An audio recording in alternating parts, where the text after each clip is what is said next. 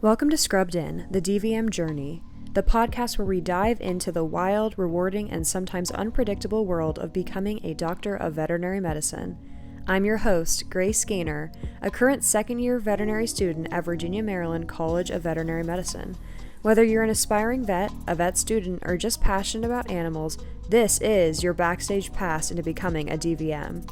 From classroom to clinic, we're sharing the insights, tips, and real-life experiences to help you thrive on your journey to becoming a vet. So scrub in, and let's get started.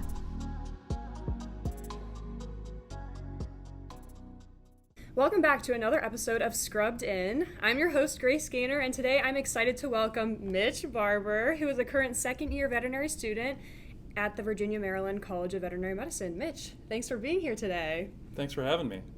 Awesome. Mitch, I can distinctly remember at orientation hearing that you had been a nurse for 12 years and that you were also a scuba diver and that you dove the Great Barrier Reef. And as soon as I heard that, I was like, I have to introduce myself. I don't know, do you remember that? I think I came up to you and I was like, I'm Grace. Yeah, awesome. I feel like ever since orientation, I have just been like so fascinated by your story. So I'm really excited to have you here today. Yeah, this is going to be fun. Awesome. So tell us about your journey to veterinary school. Sure. So I graduated, I went to nursing school for 4 years right out of high school at South Dakota State, and I graduated in 2011 with my 4-year degree for nursing. Right after nursing school, I got a job working in the ICU, the intensive care unit, at the big hospital in my local town, Sioux Falls, South Dakota. And I worked there for, I want to say about 2 years. And that's where I met my wife. She was an ICU nurse at the time there too. So in about 2015, it was about 7 or 8 months after we got married, we decided to shake things up a little bit. And we moved out to Seattle, Washington. So we were out in Seattle for about 5 years. And I worked in one of the main hospitals in downtown Seattle. I worked in interventional radiology for about 1.5 years. And then in the therapeutic endoscopy unit there for about 4 years. So at that time, my wife, she got into a graduate program, the Doctor of Nurse Anesthesia practice in Washington, D.C. at Georgetown University. So we up and moved spring of 2020, which was a very perfect time to move across the country, so she could do her graduate degree. So she did that, and I was working, I got a job working as a nurse manager for the endoscopy unit at Georgetown University Hospital in D.C. I did that for about 1 year, and it was around that time where I kind of started to think about shifting a little bit. So that's when I went out of hospital, and I got a job working for a medical device company as a clinical training specialist. I did that for about 2 years, and it was when I was working as a clinical trainer at AMBU is when I decided to go for vet school. So that was in the spring of 2022. And I did my darndest to get into that application cycle, which closed in August. So I had a very short time period to kind of get myself straight and get my application in before that started. So it was a bit of a rush because I'd been out of school for a long time. I wasn't prepped for vet school. And I was working full time. So I did that, and luckily when I applied, I was in state at Virginia, so that helped quite a bit. And here I am. That's awesome. I love your story, Mitch. I think it's so interesting, and it really speaks to people who want to switch careers, right? So what made you decide that you wanted to switch from nursing to veterinary medicine? Yeah, it's I've been asked that a lot, and I've got a lot of reasons for it, honestly. First of all, I was pretty happy and content just coasting along, and then my wife got into graduate school, and I got so jealous, and she inspired me. You know, I was like, maybe it's time for me to start looking at what my next step is going to be. Right. And then I was kind of got to the point where I was like, all right, what am I going to do next? I'm already a nurse. What would be the next obvious steps is an advanced degree in nursing? And I started looking into it. I just didn't like any of the possibilities for me. It wasn't hands-on enough. or it was administrative, and it just wasn't for me. Also, I worked in the hospital during COVID, and I really kind of got burned out with the high-level hospital human medicine bureaucracy. Gotcha. Because if you want to work in high-level human medicine, you end up working at these really big systems, Right. 5,000 people, and you kind of become a little bit of a cog in the wheel, and I really felt that. Beyond that, with switching to vet med, I grew up on a hobby farm, which my brothers have now turned into an actual working productive farm. So I had a lot of livestock experience growing up, and it was finally after a heart-to-heart conversation with my wife Megan, where she got me to change my mindset, because I was really locked into nursing and not changing my career. And she's like, why don't you think about doing something else? What about vet med? You've kind of talked about it a little bit before. You love animals, and this way you still get to work with medicine. Right. And when I finally got to think about it, it's kind of like the best marriage of my history. Yeah. Working with animals on that hobby farm, 4-H FFA growing up, and then the medicine side of me. So I get to do a little bit of both, and I'm so excited for it. Yeah, I think that's so awesome. I especially love how you mentioned your wife helping you come to that realization, because I do feel like it's so hard when we come to those crossroads to really know what we want, but to have that external source being yeah, I think that it's really, you have these different passions, and how can you combine them? So I love how she kind of was that person for you. I feel a little silly asking this question, but what do you think made you a standout applicant? It sounds like you had a very quick turnaround to get your application in, but clearly you made it here, Yeah. And obviously you have a lot of work experience, but what do you think made you a standout applicant besides that? I don't know if I was a standout applicant, but I do think there were certain things that I did which helped increase my potential of getting an interview. Yeah. And I have actually thought about this a lot, Mm-hmm. and talked to Megan about this a lot, and I think we could do a whole Yeah. hour on this topic. Yeah. I guess number one is I really prioritized where my focus should be, and I understand my limitations, and I tried to match what I was doing best with the schools that I was focusing on. So what I mean by that is, I'm from South Dakota, and I was, kind of wanted to go to a school like Minnesota, which would be closer to family, while I was going through such a stressful thing, and I had a support system closer. But the thing is, with Minnesota, they don't allow prerequisites that are out greater than 7 years. So that basically eliminated it for me. Mm-hmm. So I did kind of a deep dive on where do I want to live, where does my wife want to live, and what certain prerequisites are required and what best meets my needs. So I tried to set myself up in a position where they didn't have an opportunity to get rid of my application. So that was number one, is just to make sure that I fulfill everything in a really good way. I tried to get very high-end references from several different veterinarians in different sectors. So I had a large animal and I had a small animal. And when I was setting up my shadowing experiences, I looked around in the places I was looking. Well, one of them was a Virginia Tech, alumni. So I was like, well, I should go there. Maybe I can get a reference from him, Yeah. And then one of the big things was just, if you know that you're going to do an interview, do the work.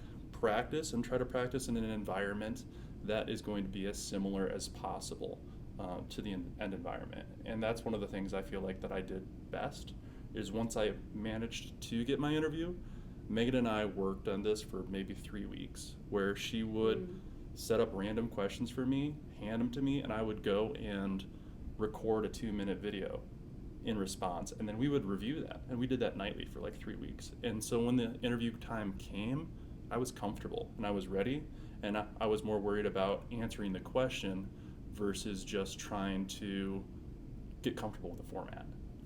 Yeah, that's really awesome, Mitch. And I think that you really hit some important points, especially about interview prep, because when you get that interview, it is really important that you do well in the interview, especially here at Virginia, Maryland. I don't know if it's changed in different application cycles, but in our cycle, we were admitted 100% based on our interview once we were offered that interview. So it is really important for anyone listening that's a pre-vet student who wants to get in. You need to be practicing your interview skills right now. And I think that that's something, I didn't do the same thing as you, but I did a lot of interviews just because I applied to a lot of different jobs in college. And so I had a lot of practice through that, and I feel like that really allowed me to excel when it came down to it. Now, don't get me wrong, I'm not going to lie to you guys, literally 5 minutes before I had to record one, I was freaking out. I had a whole meltdown, and I was like, I can't do this. I remember crying, and my mom was like, Grace, you can absolutely do this. So you can still freak out, get your stuff together, and go into your interview and do well, but I do think it helped me to have that prep. So I think that that's really awesome that you did that. Did she research questions to ask you, or did she just come up with random things? No, she looked up, she Googled for different multiple mini interview questions, and it's a very common thing out there in the field. So she would just take random ones, and she threw some real curveballs in there too to throw me, which was great, because I took it very seriously, and I wanted to be in a position where if I got something crazy or like a big ethical dilemma like that, I could do it with a straight face and comfortable. Yeah, I think that's also really important too, is rehearsing curveball questions, because I do remember in our interviews, at least for me, there were some that were kind of random and didn't really seem applicable to vet med at all. So you all should be prepping for random questions as well, because you will probably get some of those. Yeah, absolutely. And it's just, you're going to have to work really hard at this, and you have to prioritize getting in, because if you miss this application cycle, it's a whole nother year. So I think it's worthwhile to put some things on hiatus for a little bit in order to make this happen. Absolutely. Now, I'd love to turn our attention to how you are not only a veterinary student, but also in a committed marriage with a committed partner.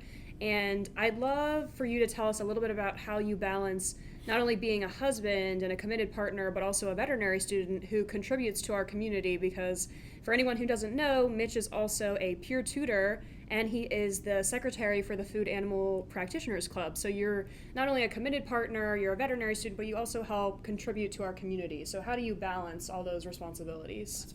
Good question. I don't really know. I guess number one is I have a wife who understands. It's when we moved to DC, like I was saying earlier, I was working full time and she was in school, and it was just a flip flop of the situation. So she gets it, right? She knows that this is my life right now, and that there has to be some flexibility. That being said, I also have to be flexible. Like, there's just some things that have to give. When I took the food animal position, I was like, I want to be part of this executive board, but I want to find a position that gives me a little bit more flexibility compared to something that has a ton of energy in it. Right.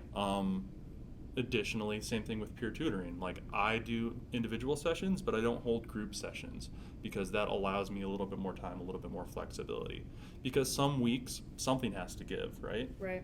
Whether it's going to be spending time with my wife, or it's going to be less study time, or it's going to be me not doing as much tutoring. So there's give and take on every week, but if I can, I try to prioritize my relationship as often as I can. On weeks that we've got material where it's light, or if I'm going into a test and I feel fairly confident, I'll call it off and I'll be like, all right, let's go to dinner, let's go to a movie, let's go for a walk, let's try to do something together. Yeah. And I think that's important. It's just, you just have to have your priorities in line. For me, number one's my relationship, number two is vet school right now. And I think if you do that, everything comes together. Yeah, I love that you mentioned prioritization, because I feel like that's super important. Even if you're not in a relationship in vet school, you still need to prioritize, your sleep, eating well, stuff like that. So I think that you really bring that unique perspective. And I feel like I was just joking recently with one of our classmates that your wife, Megan, is kind of like an enigma around here, because we've all heard about her. And we know that she's real, but we've never met her. That's so right. I'm really excited to meet her, hopefully at the white coat ceremony. Yeah, no, she'll be there. Yeah, and get to just pick her brain about what it's like to be on the other side of that, because you said she was in grad school and you supported her, and now she's working and you're in school, so. Yeah, it's tough because she's, like I said, she had just graduated, so she's kind of working her full-time job now supporting me, which I'm so fortunate, and she's got her hands full working in this high-power field at Level 1 Trauma Center as a CRNA, and also, you know, I commute in, so we're a little bit ways away. But she is real. She's not made up, and you guys will meet her. Yeah, really excited to meet her. Megan, shout out if you listen to this. We think you're super cool. And when I meet you at the white coat ceremony, I'm going to bombard you with questions because I think your job is really awesome. But turning a little bit more back into the school aspect of things, I know, Mitch, you are a very good student. And I don't know if it's because of your nursing background or you just pick up things really fast, but I know that you do really well in school and you're a very intelligent person. So what are some strategies pre-veterinary or current veterinary students can use if they are struggling in school? Absolutely. Number one's time management. It's I think the most important thing, and it's often overlooked because people frequently say you can just work your way through it. You work and work and work. And that's true to a degree, but you have to work correctly. You can't just stare at a PowerPoint presentation until your eyes bleed and you'll absorb everything. You have to study with intent, and it has to be focused. What I mean by that is, don't study the things you're already good at, right? Study the things you're bad at. That's where you need to focus. It makes you feel good to study the things you're good at, but that's a big waste of time. I think that's a big thing. And also, people get really locked into study habits, whether or not they're useful. Some people have to do notes on all of their learning objectives. Some people have to make all their flashcards. Some people have to make outlines, which is well and good, but sometimes the process can overtake the learning to a degree where I have to get my flashcards done, and you're not actually focusing on learning the material. You just give yourself another to-do. And that takes away. So what I really try to do is hone in on what I need to learn, and I found a process that works for me because it's different for everyone. For the first year of veterinary school, about every week I would try something different. And then I'd be like, after about a week, I'd be like, this is not working. I need to go back to my regular system because I don't like my system, but it works for me. No, I love that. And that's something that I've discussed with previous guests, is that you need to be adaptable, because especially in our curriculum, when we do systems-based classes, I feel like my study strategies change from class to class. Like in dealing with threats, I did a lot of flowcharts, but in other classes I've done more flashcards. So I do think that tweaking things is really important so that you can adapt to what you're learning almost. I 100%. Think that's really awesome. Absolutely. So obviously you're a very good student, a great husband, it sounds like. What are 2 things you do in veterinary school for fun? Well, in school specifically, I love to do the wet labs in the various clubs I'm in. So I've joined, I don't even know, probably 6 or 7 clubs. It was kind of a little bit of a financial investment, but I try to be as active a member as I can. But what it allows me to do is whenever these fun wet labs come up, I try to go and participate as much as I can, because it's a low stress, fun, exciting environment where you get to do something usually that you will either never get to do again, or something that's way advanced compared to where you are, in your program. So, for instance, like last semester, I think we got to do, what was it? It was turtle shell repair. Right?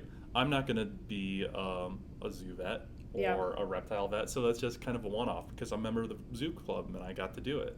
So it was just a fun way to do stuff with my friends, try something new, and it's also a good way to connect learning with the lecture material, because I know a lot of people, they don't get as much animal time or lab time as we do. So I think it's a great way to have that hand-brain connection. Yeah, I love that. We have so many great clubs here, and I've said this on previous episodes, please join the clubs. We love our clubs so much, and they really enrich the student experience. I've said this before, but they're a great way, like you said, to get involved, practice some of those hand-eye connections, and honestly, they're exciting, and I feel like it helps me to take a break from studying and just get to practice something fun and unique, like you mentioned. Yeah, it's because you're learning, but it doesn't feel like studying. So true. It's great. So true. Makes school a little bit more interesting, especially when a lot of times we're just doing dissections and stuff like that. Although we do get a lot of hands-on work here at Virginia, Maryland. Just saying. Yeah. Just saying. What is one piece of advice you would give to someone who is considering changing careers and going back to school? I'd say start by looking into your undergraduate transcripts and compare what you need for that kind of prioritization list that I was talking about earlier. Yeah. And be realistic with your standards.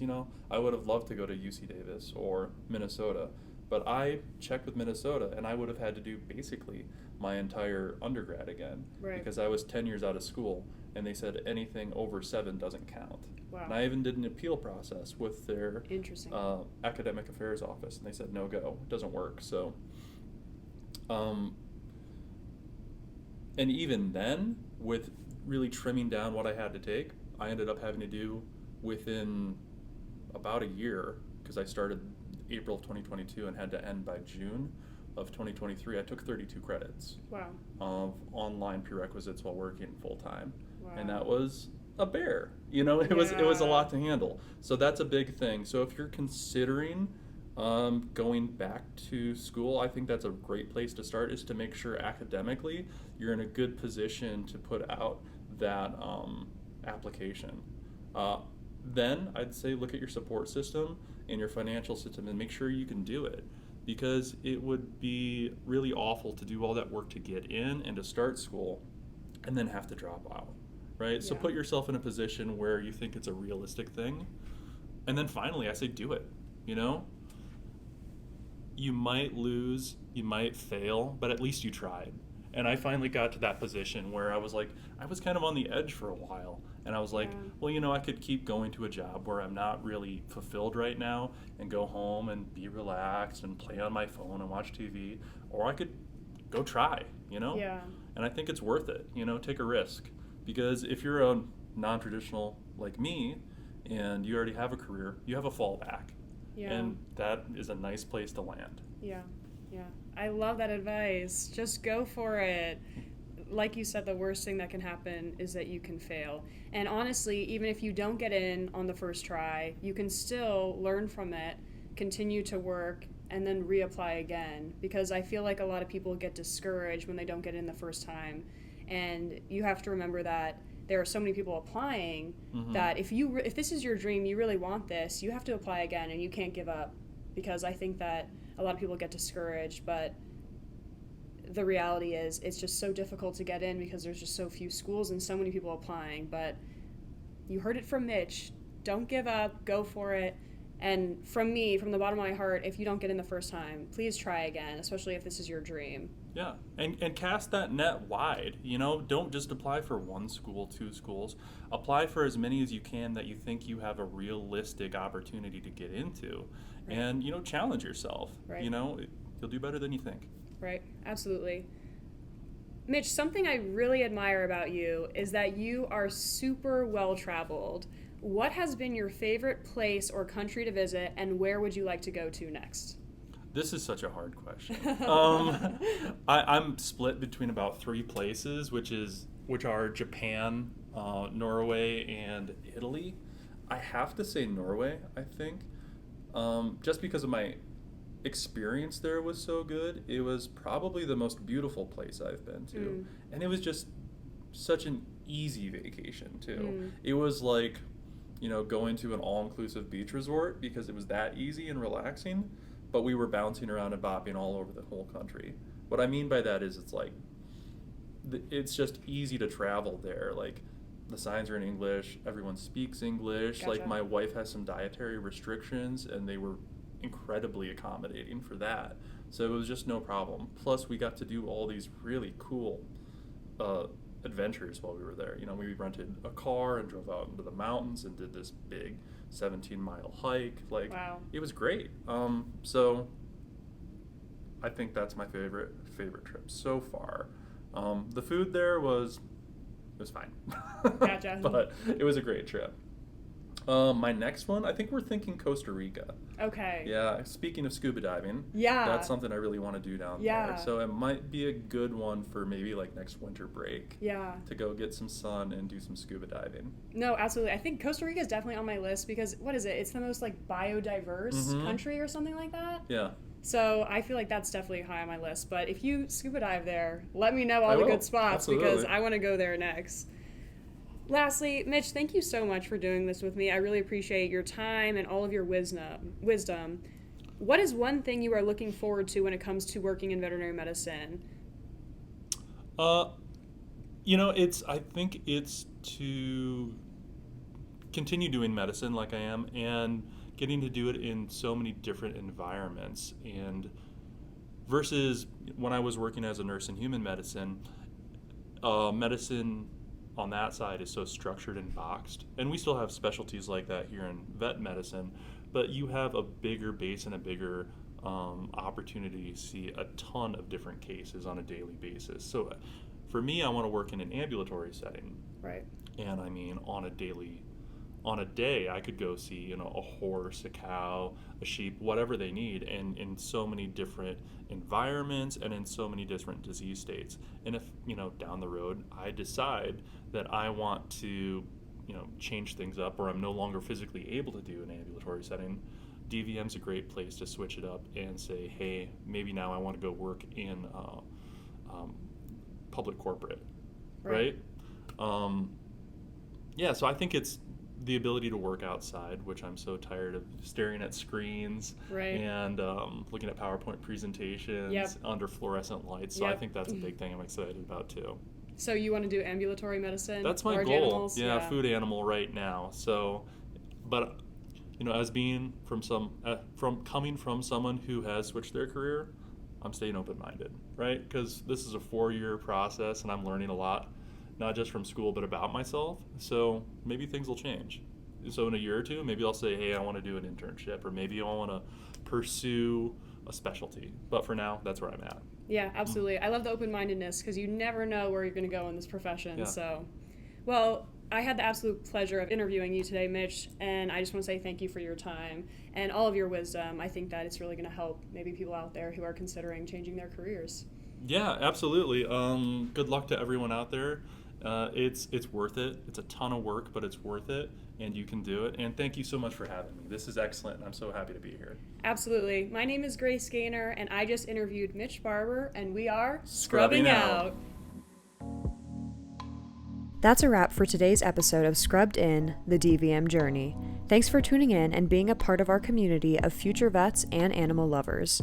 If you enjoyed today's episode, don't forget to subscribe, rate, and review. It helps others find the show and join the conversation. And if you have any questions or topics you'd love to hear about, feel free to leave us a comment. I'd love to hear from you. Until next time, keep scrubbing in, and remember, the journey to becoming a DVM is one step at a time.